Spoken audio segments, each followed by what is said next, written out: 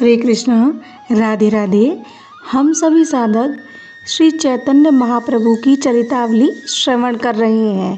प्रसंग है सार्वभौम का भगवत प्रसाद में विश्वास। सुखदेव जी राजा परीक्षित से कह रहे हैं, भगवान के महाप्रसाद में, भगवान नाम में, ब्रह्मा अथवा ब्रह्मवेत्ता में और वैष्णव पुरुषों में थोड़े पुण्य वालों का विश्वास नहीं होता। अविश्वास का मुख्य कारण है अप्रेम।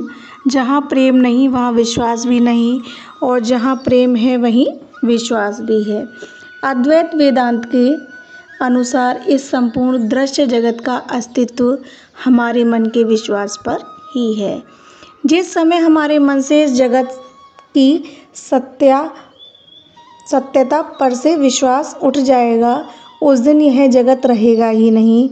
इसलिए वेदांती कहते हैं, तुम इस बात का विश्वास करो कि सोअहम चिदानंद रूप शिवोहम शिवोहम, अर्थात मैं वही हूँ, मैं चिदानंद रूपी शिव ही हूँ। हमारी वृत्ति बहिर्मुखी है क्योंकि हमारी इंद्रियों के द्वार बाहर की ही ओर हैं। इसलिए हम बाहरी वस्तुओं पर तो विश्वास करते हैं, किंतु उनमें जो भीतर छिपा हुआ रहस्य है उसे हम नहीं समझ सकते। जिसने उस भीतर छिपे हुए रहस्य को समझ लिया वह सचमुच में सब बंधनों से मुक्त हो गया। भगवान के प्रसाद के बहाने से कितने लोग अपनी विषय वासनाओं को पूर्ण करते हैं। नाम का आश्रय ग्रहण करके लोग इस प्रकार के पाप कर्मों में प्रवृत्त होते हैं। वास्तव में उन्हें प्रसाद का और भगवान नाम का महात्म्य नहीं मालूम है, तभी तो वे चमकते हुए कांच के बदले में हीरा दे देते हैं। जो भगवान नाम सभी प्रकार के पापों को नष्ट करने में समर्थ है, उसे सोने चांदी के ठिकराओं के ऊपर बेचने वालों के हाथों में वे ठिकरा ही रह जाते हैं। भगवान नाम के असली सुस्वादु मधुराति मधुर फल से वे लोग वंचित रह जाते हैं। विश्वास से जिसने एक बार महाप्रसाद पा लिया, फिर उसकी जिह्वा खट्टे मीठे के भेदभाव को भूल जाएगी। जिसने श्रद्धा विश्वास के सहित एक बार भगवान नाम का उच्चारण कर लिया, फिर उसे संसारी किसी पदार्थ की वांछा नहीं रह सकती। एक बड़े बाहरी महात्मा ने हमें एक कहानी सुनाई थी। एक सरल हृदय स्त्री थी। उसने कभी भी भगवान का नाम नहीं लिया, किंतु जीवन में कभी कोई खोटा काम भी नहीं किया। उसके द्वारा किसी भी प्राणी को कष्ट नहीं होता था। एक दिन उसने एक बड़े भारी भक्त के मुख से एक श्लोक सुना, जिसने एक बार भी कृष्ण के पाद पद्यों में श्रद्धा भक्ति के सहित प्रणाम कर लिया, उसे उतना ही फल हो जाता है जितना कि 10 अश्वमेध आदि यज्ञ करने वाले पुरुष को होता है। किंतु इन दोनों के फल में एक बड़ा भारी भेद होता है। अश्वमेध यज्ञ करने वाला तो लौटकर फिर संसार में आता है, किंतु श्री कृष्ण को श्रद्धा सहित प्रणाम करने वाला फिर संसार चक्र में नहीं घूमता। वह तो इस चक्र से मुक्त होकर निरंतर प्रभु के पाद पद्यों में लोट लगाता रहता है। इस श्लोक के भाव को सुनते ही वह सरल हृदय नारी विकल हो उठी। उसके संपूर्ण शरीर में रोमांच हो गया। आँखों से अश्रुओं की धारा बहने लगी। गद्गद कंठ से लड़खड़ाती हुई वाणी में उसने बड़े ही पश्चाताप के स्वर में कहा, हाय, मैंने अभी तक एक दिन भी भगवान के चरण कमलों में प्रणाम नहीं किया। इतना कहकर ज्यों ही वे प्रणाम करने को बढ़ी, त्यों ही इस नश्वर शरीर को परित्याग करके श्री हरि के अनंत धाम के लिए चली गई। इसका नाम श्रद्धा या विश्वास है। ऐसे ही विश्वास से प्रभु के पाद पद्यों की प्राप्ति हो सकती है। इसलिए कबीरदास जी ने कहा है, गाया तिन पाया नहीं, अनगाए ते दूर, जिन गाया विश्वास गही, तिनके सदा हुजूर। सार्वभौम भट्टाचार्य को प्रभु के पाद पद्यों में पूर्ण श्रद्धा हो गई थी। शास्त्र का वचन है कि हृदय में भगवान की भक्ति उत्पन्न होने से सभी सद्गुण अपने आप ही बिना बुलाए हृदय में आकर निवास करने लगते हैं। सद्गुण तो भगवत भक्ति की छाया है। छाया शरीर को छोड़कर दूसरी जगह रह नहीं सकती। किसी एक में विश्वास होने पर सभी सत्कर्मों में स्वतः ही श्रद्धा हो सकती है। एक दिन महाप्रभु अरुणोदय के समय श्री जगन्नाथ जी के शयनोत्थान के दर्शन के लिए गए। प्रभु के दर्शन कर लेने पर पुजारी ने उन्हें प्रसादी माला और प्रसादी अन्न दिया। प्रभु ने बड़े आदर के सहित उस महाप्रसाद को दोनों हाथ फैलाकर ग्रहण किया और अपने वस्त्र में बांधकर वे सार्वभौम भट्टाचार्य के घर की ओर चले। प्रभु बिना सूचना दिए ही भीतर चले गए। सार्वभौम उसी समय निद्रा से जगकर भगवान नामों का उच्चारण करते हुए शैया पर से उठने ही वाले थे कि तब तक महाप्रभु पहुंच गए।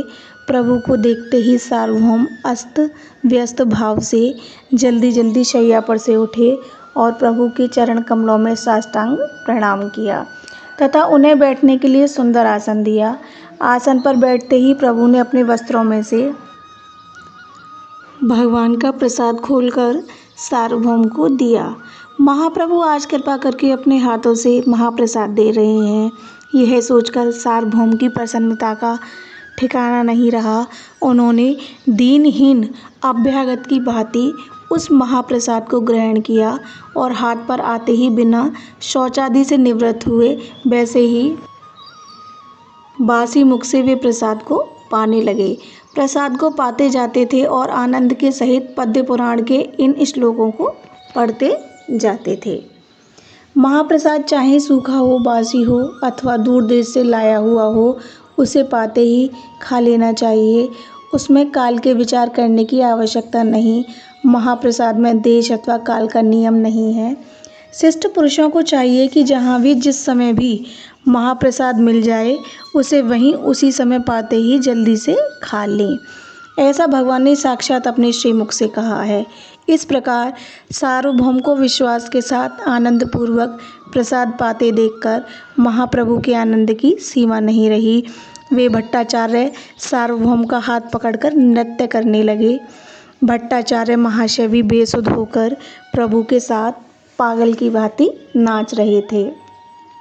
सार्वभौम की स्त्री तथा उनके शिष्य और पुत्र इस अपूर्व दृश्य को देखकर इसका कुछ भी कारण ना समझ सके। महाप्रभु बार बार सार्वभौम का आलिंगन करते और गद्द गद्द कंठ से बार बार कहते, आज सार्वभौम कृतार्थ हो गए। आज वासुदेव सार्वभौम को भगवान वासुदेव ने अपनी शरण में ले लिया। आज भट्टाचार्य महाशय के सभी संसारी बंधन छिन्न भिन्न हो गए। आज मुझे सार्वभौम ने खरीद लिया। इतने भारी शास्त्रज्ञ और शौचाचार को जानने वाले सार्वभौम महाशय का जब महाप्रसाद के प्रति इतना अधिक दृढ़ विश्वास हो गया तो मैं समझता हूँ इनसे बढ़कर संसार में कोई दूसरा भक्त होगा ही नहीं। भट्टाचार्य महोदय ने आज मुझे कृतकृत्य कर दिया। आज मेरी पुरी में आना सफल हो गया। प्रभु के मुख से ऐसी बातें सुनकर भट्टाचार्य सार्वभौम कुछ लज्जित हुए और बार बार प्रभु के चरणों की धूलि को अपने संपूर्ण शरीर पर मलते हुए कहने लगे, यह सब प्रभु के चरणों की कृपा है। मुझ अधम के ऊपर कृपा करके ही आपने संसार सागर में डूबते हुए को हाथ पकड़कर उबारा है। अब तो मैं आपका दासानुदास हूँ। जब जैसी भी आज्ञा होगी उसी का पालन करूँगा। भट्टाचार्य के मुख से ऐसी बात सुनकर प्रभु कुछ लज्जा का भाव प्रदर्शित करते हुए वहाँ से चले गए। जब गोपीनाथाचार्य ने यह समाचार सुना तब तो वे बड़े प्रसन्न हुए। शाम को भट्टाचार्य सार्वभौम प्रभु के दर्शन के लिए आए। उसी समय गोपीनाथाचार्य भी वहाँ आ पहुँचे।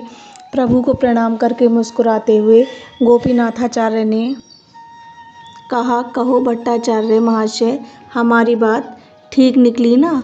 अब बोलो, भागकर कहाँ जाओगे? पृथ्वी में सिर टेककर और गोपीनाथ आचार्य को प्रणाम करते हुए सार्वभौम ने कहा, यह सब आपके चरणों की कृपा है, नहीं तो मुझ जैसे संसारी मनुष्य के ऊपर प्रभु कृपा कब कर सकते हैं। आपके ही अनुग्रह से मुझे प्रभु के चरण कमलों की प्राप्ति हो सकी है।